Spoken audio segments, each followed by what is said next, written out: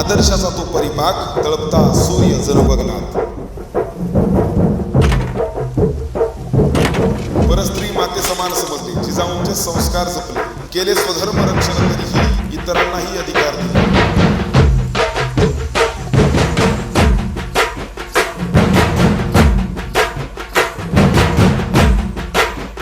सवंगड्याची घेऊन साथ ठरले होते एकच धोरण, 16व्या वर्षीच अवघ्या स्वराज्याचे